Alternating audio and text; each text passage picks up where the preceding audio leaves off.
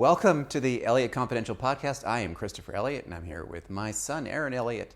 Hello. How are you, Aren? Oh, I'm doing well. We are in Dublin, Ireland, as promised. We're in a really cool place, actually. Can you describe exactly where we have landed? Well, we find ourselves here in a little district called Temple Bar, which is right by the river Liffey. And you can practically see Liffey from here. Yes, you can. And we are surrounded, if you couldn't tell, by bars. Yes. We are right across the street, directly across the street from a place called Paddy Mac's. Yes. And we hear Irish music from about noon until 2 in the morning, would you say?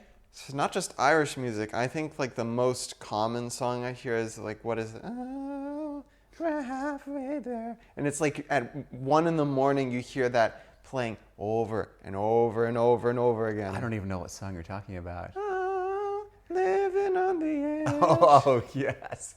It's Living on a Prayer, right? Living on a That's not even an Irish song. No, it isn't. But Okay. You know what? They won't stop the frickin' music. Is this? You think they're doing karaoke across the street, or is there a cover band doing it? It's a cover band. I don't hear karaoke. Immediately across the street from there, though, there's a guy that does very authentic. You can hear the pipes, and you can hear the guitar, and he's singing traditional Irish tunes. Mm-hmm. Yeah. Yeah. It's really exciting, especially when you can't sleep, right? Well, yeah, we've had to buy earplugs, and, that's been fun, I guess. Yes. Having them fall out at the middle of the night, and you can't get back to bed. Before we forget, what's this week's question? What's the noisiest place you've ever lived? Yeah. Appropriately enough. I would love to hear your stories of places where there was an unbelievable amount of noise. I'm thinking of places like Las Vegas. You know, that fountain, the fountains of Bellagio, they're so loud. When they play the music there, it's so loud. But there are other places, too, where you have an unexpected amount of noise. I remember when we were in the Ecuadorian rainforest. Do you remember? Oh, we got so sick there. But the rainforest itself was loud. Mm-hmm. The loudest part was the peeping frogs. Well, go to Hawaii and you get the same thing. Oh, yeah. Well, remember when we were in that vacation rental for a month on the Big Island? Near Hilo. Near Hilo, and there was no air conditioning. They had locked the air conditioning down so we couldn't use it. I can only imagine what my sleep score was while we were Yeah, there. it was terrible. But we opened the window to get some cold air, and those tree frogs were so loud. And they started, the moment it even looked like it was going to get dark, they started screaming. Oh, it'd start raining and they'd start screaming. Because yeah. It always rained. Every day it Every rained. day, yeah. I liked Hawaii. I thought that was nice. The Big Island, that part of the island no one goes to. Yeah. Maybe there's a reason. Well, it's not the nicest. But there's a lot of, if you're interested in finding falling fruit. Oh, yeah, it's good. Yeah. It's got a good fruit scene. Later in this podcast, we're going to be talking about how we handle dress during the fall, because we're in a place that has very unpredictable weather. And just describe the weather. Can you tell me what the weather was like yesterday? Walk through the rain, and then it was nice in the morning, right? Yeah, in the morning maybe. Every morning here almost. Yeah, it's going nice to be blue sky. Windy, blue sky, and it's going to be about 4 degrees Celsius. It's 42 Fahrenheit. Freezing cold. Freezing cold. And then after that, the weather can change significantly. So yesterday, it got pretty warm. It got to a high of 19, which is 68, more or less. In the afternoon, it was really quite nice. But sometimes, I think the day before, we had, it started and it was overcast and rainy, and the wind was so strong that the rain just was kind of coming in horizontally. Yeah. And then it ended very abruptly, and then the sun came out, and then it started raining again. So it's very schizophrenic weather. Yes, and also lots of wind, if you couldn't tell. Because, yeah, the wind here is next level. They call Chicago the windy city. Nah, it should be Dublin. No, it's Dublin, man. Dublin is the windy city. I look at it, and it says, 25 kilometer per hour gusts at any given time. When the wind dies down, it gets really hot, though, here. Yeah, it's quite warm.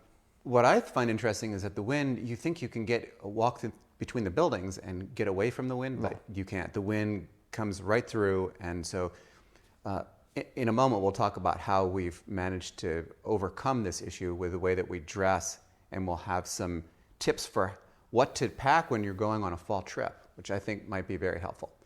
So, Dublin. We've done a lot of things since our last podcast. Let's run through them. So we got here, and one of the first things that we did was we visited a hotel called Anantara, the Marker. Yeah. And we did something called the Spice Market. What is that? It was the Spice Spoons experience. The Spice Spoons. Sorry. I think they call it the Spice Market in some of the other hotels. So it's Spice Spoons. Yes. And what is that? Well, it's an experience where basically you go out to a place, a market, and then you see what the local produced spices or foods are. Yes. And in this case, we went to a little fishing village called Hoth. And we decided to take a look inside this smoked salmon factory. Yes. Well, we got a private cruise, a tour around Ireland's Eye, which is an historic island where there's an old fort and there's the ruins of an old church.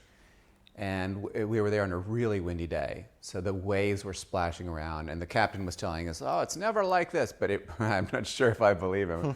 But beautiful, really beautiful place. And then we went back to see how they smoke salmon. We were really lucky because the guy who took us on this tour was the executive chef at the Marker, which is a really nice, modern hotel over in the Docklands district. Yeah. And so he was showing us the way that they smoke it. I had no idea how you smoke salmon. Yeah.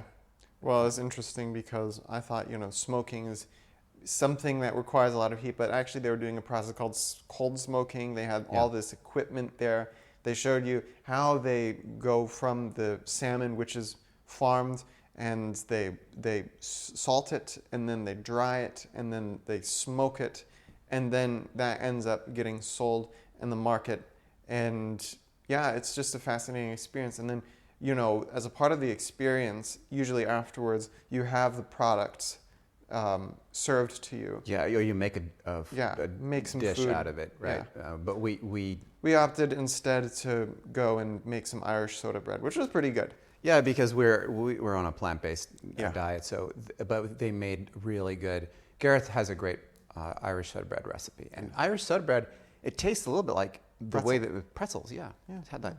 Overall impressions of the Marker. The Marker. Oh, well, it's an interesting looking hotel. I mean, if you go to the Docklands is kind of a part of the inconsistency of Dublin as a city. Inconsistent weather, inconsistent architecture. Well, and then also inconsistent for pedestrians, because the Docklands, especially where this hotel is, it's very pedestrian friendly. It's almost like a park. Yeah. And you can walk wherever you want. But if you just exit that area, then very quickly you run upon very, very small sidewalks. Yeah. And you're going to end up having to share a lot of space. The problem for Americans who come to Dublin is that they're driving on the other side of the road, and the sidewalks sometimes are so narrow that only one person at a time can walk down the sidewalk. Yeah. So that makes things pretty challenging. And you have to really remember to look both ways before you cross. Otherwise, there are these enormous double-decker buses that will come and whack you. And I almost got run over by one. Thank you for saving me, by the way. Yes. You have to make sure you look both ways. And, you also, one of the things that I really wish that we had done is maybe looked for places where the sidewalks are a little bit wider, because there is, for example, this park, Phoenix Park. Oh, yeah. Beautiful. Where you can really walk around, and it's great. But there's not much going on there. I mean, there's a zoo. They have a zoo there. And they have, the residence of the U.S. ambassador. And, yes. Yeah. A lot of Dubliners like going there. You don't meet a lot of tourists. Well, they saw a lot of Brazilians there. I don't know where those Brazilians came from. There's so many Brazilians There's a ton of Brazilians. It's like Disney World. Anyway, let's talk about the food here. because people come to Ireland to eat and to drink. Now, we don't really do a lot of drinking, although we have been known to enjoy a nice non-alcoholic beer. I think today's going to be our day for that. But the food itself, we have gotten ourselves into one particular type of food, which is very well known in Ireland, which is potatoes. Yes, but we haven't been going to restaurants for them. We've just been buying them at the grocery store. And Tesco. yeah, and what we've realized is that potatoes here are really very different from what we've had in other countries. They actually taste like something. Well, it's not that they don't taste as sweet. Mm-hmm. They do not taste, I mean, they're very mealy. They have a very savory flavor. Oh yeah, they're delicious. You can eat them on their own. You can eat them cold. They don't taste funny when they're cold. Yeah. And I think that I really appreciate that flavor profile. And I don't think I've had it anywhere else, because I remember when I was in Chile, for example, and I tried baking a lot of potatoes because I don't usually go for the potatoes. And I remember, these potatoes, they tasted sort of sweet, and then when they got cold, they were funny, and then if they got too cool, then they would taste, they would have this strange consistency about them. And these Irish potatoes that we've been getting just don't have it. We're going to go down to the farmer's market. There's one right around the corner from us, and we're going to see if they have potatoes there. My goal is to try the varieties. One of my great regrets from living in Hawaii is that we didn't try more avocados. They had a ton of avocados there. So I'm not going to let that happen here. We're going to eat potatoes. Potatoes go with everything, though. You can make them with, for example, there's a nice hummus that they sell over at Tesco. That's one of their local grocery stores. But you can also do things like cut up some mushrooms and fry up some onions and put them on top. You can eat them with, I don't know, we steam broccoli. There's just a lot of things that you can eat them with. And to make up for all of the comfort food that you're eating in the bars, hopefully.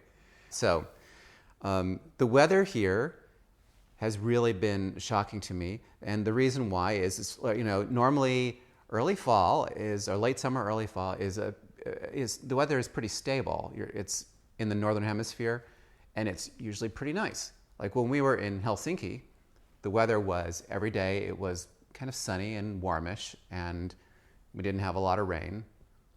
When we get here, it's on one day it rains. It's beautiful. The sun comes out, and then you have high winds, and then it goes back to the sun comes out. And it's just crazy. So how do we dress for all this? I think people want to know, like, if they're going to take a trip during the fall, how should they pack? So how do we pack? Well, I think that the two things that we have that are the real most important parts of our wardrobe in terms of protecting ourselves from the weather are the fuzzy jacket, yes, and then the shell. Right, so it's the layer method that we're using. And that makes a lot of sense, because otherwise, you're going to end up with a jacket that's way too warm, and then you're going to need to get another jacket that's a little bit less warm. In this case, the shell helps protect you from the wind and the rain, and then the fuzzy jacket is just there to provide a nice layer of insulation. Okay, so let's be a little bit more specific. We got a black fleece in Japan from Colombia. Yes. It's a fleece that they only sell in Colombia, but you can get something very similar to it in the U.S., just in case you're listening to us and you're in the States. Yes. And it's kind of a medium weight shell. This thing has really helped us a lot in places where the temperature goes from, maybe in the 40s to the 60s. So somewhere, kind of not so warm. Yeah. But then we also add a shell on top of that, a waterproof shell. Mine is a Columbia shell. Yours is, I want to say, it's got a National Geographic logo. Marmo, yeah. And the thing about those two is that they have hoods. So that if it starts to rain, you can put the hood over your head. Yes. That's really important, because sometimes you walk out of your hotel or out of your rental and you don't have an umbrella. Now that works pretty well, except when the rain becomes torrential. Like we're talking about monsoon, Cambodia in late summer type rains, or Hawaii, hilo rains where it's just like, you feel like you're standing inside a waterfall. In that case, it's not really going to help you. Yeah, the main issue that we still have is protecting our pants, because Yes. while our pants are quick dry, they unfortunately are going to collect a lot of water in heavy rains. Yeah, I would say that you're not going to be able to have waterproof pants unless, like ski gear, you would have waterproof pants maybe. But the nice thing about the pants that we have, and I have these Clothing Arts pants that are quick dry material. The one thing I'd recommend though is, in addition to socks that are quick dry, is get a pair of shoes that have that Gore-Tex and are waterproof. Because right now I have a pair of they're actually leather shoes that I had gotten when I was in Thailand, and they are, once they get wet, it takes days to dry. So those are not very good for traveling, and they're going to get replaced. But you have a pair that you actually like. Yes, I do. Tell us more about those, Aren. Yeah, I got a pair of Löwe. Löwe. Yeah, Löwe shoes. They're just normal hiking shoes. I forget exactly what they are, but yeah, they're nice. Yeah. It's made in Germany, and it is. I like the European quality because it lasts. You can use those for a year and wear them every day for a year, and they won't fall apart. Whereas some of the ones that you buy in the States, they'll only last about 3 months if you're using them every day. Unfortunately, yes, that is the case. Like, I remember, especially with Merrell shoes. Yeah. They would last me at most 6 months. Those are very comfortable, though. They're very comfortable. Unfortunately, while they are comfortable, the shoes, they fall apart really quickly, especially the back parts. Unfortunately, for these Löwe shoes, it's the opposite, though. For the first month that I had them, they were tearing apart the back of my foot. But I'm glad that it wasn't tearing apart the back of the shoe. Yeah, that's absolutely no fun. But you know what? Now it's comfortable. I have no idea why. I think I just must have broken into it. It was a sacrifice worth making, perhaps. Maybe you have a permanent injury, too, in your feet. I hope not. Who knows? Our question again is, Aren? Our question again is, what is the noisiest place you've ever lived or traveled to or been? And so you have these songs in your head. Are there any Irish songs that would you like to sing for us? No, because honestly, invest in a good pair of noise canceling earphones, and then the other thing is invest in those earplugs, and that'll just fix all the problems. Unfortunately, they still fall out in the middle of the night. That's right. And that's like, oh God. Then you wake up, you have these dreams like, what's that sound? And then it's like, oh yeah, it's the bar, and they just got loud, and it's one. I woke up last night to go to the bathroom, and I heard someone screaming. And at first I thought, oh, someone is getting killed. And then I realized that she was just having a good time. I guess that's what people do here when they have a good time. But we are going to try some non-alcoholic, maybe Guinness today, and we'll report back on that too. Guinness? Guinness? Yeah, maybe. Guinness? Sorry. Guinness. I'm going to get myself kicked out of Ireland for not pronouncing things correctly.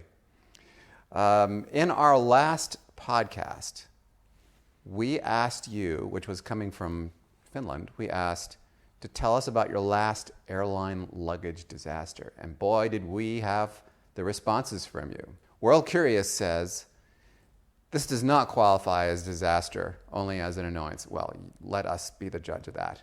When flying JetBlue to Boston a few weeks ago, I had a carry-on and a personal item, a backpack. I realized that my phone with my boarding pass was inside my tiny purse, inside my backpack. So I pulled it out to register my boarding pass, then just slung the purse over my shoulder to quickly proceed. The agent stopped me and said, "You will have to return the purse into your backpack." I said, "Well, it just came out of there. There's obviously room. Can't I just proceed in order to speed things up, and I will put it back on board?" "No," she replied. So of course, I'm now fumbling with the stress and slowed up everyone behind me while I complied. What happened to good old common sense? Oh, don't even get me started. What happened to good old common sense? I have absolutely no idea, because you know what? These people at the ticket counters, or even the people who are letting you on the flight when you're boarding, they sometimes take it upon themselves to make your life as difficult as possible. No common sense. No common sense whatsoever. Barbara writes, I was flying from San Francisco to Istanbul on Turkish Airlines using United miles. I had to change planes in Paris, and I had a checked bag, which is free with United Mileage Plus. When I got to Paris, Turkish Airlines tried to make me pay 200 euros for a checked bag. Oh, no. They were doing this to another passenger as well. I speak fluent French, so I was able to argue, and they did not charge me. Turkish Airlines is a Star Alliance member, so they should not be doing this. Okay, first of all, there is no such thing as a free bag. Does not exist. The price of your bag is either included in your fare or it is not included in your fare. And these credit cards that tell you you're getting a free bag, not true. Anyway, this happens actually a lot. A lot of times I get people emailing me that say, I was transferring between airlines and then they tried to get me to pay for my bag. It's absolutely absurd. Just goes to show that airlines are trying to make more money from your luggage, and all the more reason for you to pack light on your next flight. Mm-hmm. Tim says, a couple of stories. First, trying to fly from Toronto to Detroit, I had a checked bag because my wife and I were coming off of a vacation and I had to work in Detroit. Anyway, due to the heavy thunderstorms, my flight was canceled. An alternate flight would not work, so I ended up driving from Toronto to Detroit. The checked bag found me a few days later. And then he also says, not a disaster. I did some work in California and was given a bottle of wine. Oh no, you know where this is going. I went to UPS to ship the wine and they wouldn't do it. I went to FedEx and they said they had to have a liquor license to ship alcohol, so they couldn't take it. So I wrapped the wine in some bubble wrap and some shirts and ended up checking my bag with the wine. Oh man, risky, very, very risky. He said it cost $25 to get the wine home, but it was good. So checking any kind of liquid, you're allowed to do it, of course, but wine, I mean, if that breaks, you are in for a world of trouble. Patricia writes, because of the delay in Phoenix, I missed my connection in Heathrow to Cairo. They found me another flight through Istanbul that got me to Cairo the next morning to take a planned tour. However, my luggage never made the connection. My AirTag told me it arrived the next day, so they sent someone to retrieve it, but they said it wasn't there. I said, but my AirTag says it arrived at the Cairo airport. I guess they'd never heard of an AirTag and didn't believe me. After 5 days of insisting it was there, they tried a different terminal, and voila, there it was. Voila. Well, glad you got your bag back. We have fortunately avoided some of the very worst luggage tragedies ourselves, but there still is time. We have lots of places that we're going to visit. We're going to be in Ireland for a little while. So next week and the week after, we're hoping to get out into the countryside and we'll be reporting from there. Yep. Well, this has been another exciting episode of the LA Confidential podcast. Thank you so much for joining us, and we'll see you next time. See y'all later.